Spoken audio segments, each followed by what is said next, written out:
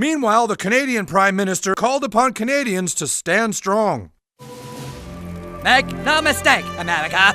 If you do not hand over your president, there will be war the likes of which you have never seen. Canadians will rise together.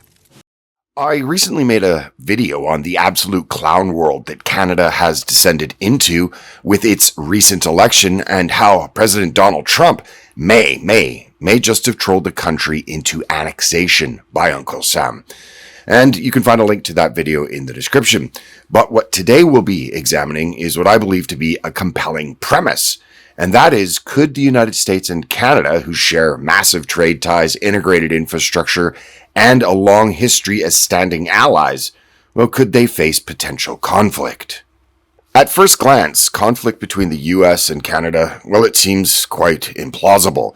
They share the world's largest undefended border, a $900 billion trade relationship, and collaboration through NATO, NORAD, G7, and Five Eyes, among many other organizations. However, emerging strains, trade policies, ideological divides, and Trump's what many call provocative rhetoric are raising concerns. And many also point to Canada's internal fractures as escalating these tensions. But before we dive into all of that, first a word from our sponsor today. Everyone's got bad habits, and sometimes it's not about quitting, it's about finding a better alternative. Fume, the sponsor of today's video, has created an innovative flavored air device that's perfect for those moments when you want to break free from bad habits and still have something enjoyable to reach for.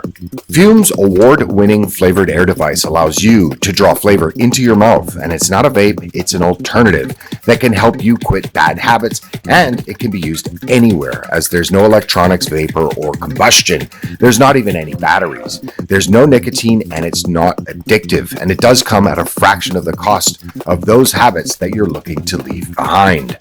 It's a very cost-effective alternative that has helped over 500,000 people replace bad habits with enjoyable flavors like crisp mint and orange vanilla. It's designed for portability as well as to be dexterously played with, and with flavors like herbal teas rather than combustion-based habits, it helps support you in building better routines. So go to tryfume.com/blackpigeon or scan the QR code on the screen now. And when you do, you'll receive your free topper with a journey pack, enhancing the experience of breaking bad habits with a very satisfying substitute. The primary catalyst within North America is trade. Trump has proposed tariffs on Canadian goods that target the lumber, oil, and automobile sectors.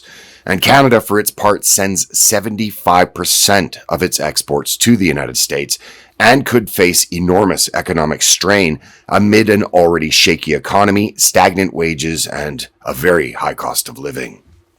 And adding to that, President Donald Trump has also accused Canada of facilitating Chinese exports into the country by bypassing U.S. tariffs, raising the hackles in Washington, of course. He's also suggested, as recently as Canada's election, the recent election last week, of the WEF-tied Mark Carney, that Canada could and should become a U.S. state. While this might resonate with some Canadians, particularly in the western provinces, polls do show that 60% now, they actually now fear U.S. aggression. Lucid observers, well, they frame this as Trump's art of the deal bluster, with nothing suggesting a prelude to conflict. Still, economic pressure could exacerbate Canada's domestic divisions, and exacerbate them deeply. For those not familiar with Alberta, it is the hub of Canada's oil industry, as well as having a strong independent identity. Think Texas North, if you will. And the province has long-standing tensions with Ottawa, citing disputes over energy policies, equalization payments, and a plethora of others. And now, with economic hardship on the horizon from U.S. tariffs incoming, well, this could potentially push Alberta toward civil unrest, or even calls for secession, with some factions even eyeing alignment with the United States. And then there is the European dimension. There is the potential for a globalist such as Carney to steer Canada toward closer ties with the European Union, possibly through trade or defense agreements, as it is much more ideologically aligned to Canada's globalist worldview. Even The Economist earlier this year was clear that Canada should join not the US, but the EU. How would this work practically is another matter, especially given Canada's geographic and alliance constraints. With Europe currently exploring a unified military framework, such shifts could obviously alarm the United States, particularly if the EU's influence extends to its northern border. And all of these concerns tie into the broader ideological tensions, Canada's growing divide between progressive policies and conservative resistance, particularly in regions like Alberta. And could this basket of tensions spill over into open conflict? Well, most agree that that is highly, highly unlikely. A Canadian civil war would most likely manifest as political gridlock, not violence. And polls show strong support for peace on both sides of the 49th parallel. However, Newsweek, in a recent article, they highlighted Canada's firm response to tariff threats, warning that a collapse in trade talks could create a Cold War dynamic. Regional unrest in Alberta could draw in U.S. interest as well. Though Canada's historical stability as well as NATO and NORAD ties, they act obviously as buffers. And where does this leave the formerly Great White North? While outright conflict is very improbable, strained U.S.-Canada relations could undermine their partnership, which is a cornerstone of North American and Western stability.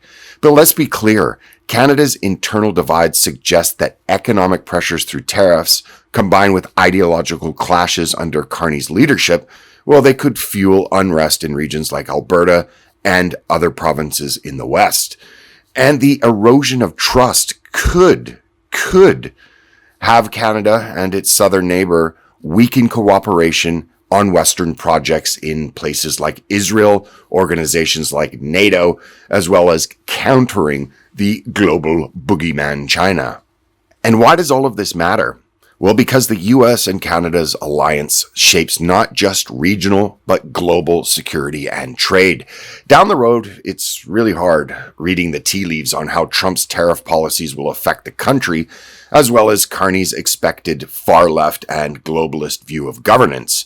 And critically, regional sentiments in Canada will be critical to how all of this unfolds. And in some, sadly for my Canada bros, just when you thought things couldn't get any worse than they were under the former substitute drama teacher and part-time ski instructor Justin Trudeau, depending on how you look at it, the bottom has yet not even been reached. But alternatively, maybe joining the US into a North American superstate could finally give Canadians a brighter future, and that which they have craved for decades.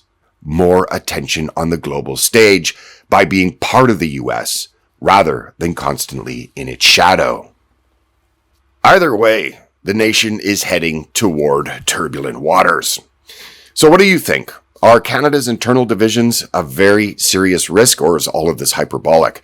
Share me your thoughts in the comments section below, and remember to check that you are still subscribed and enable notifications. If you like the video, please give it a thumbs up on the way out. And remember to check today's sponsor, Fumes. Links are in the description. That will help you build better habits.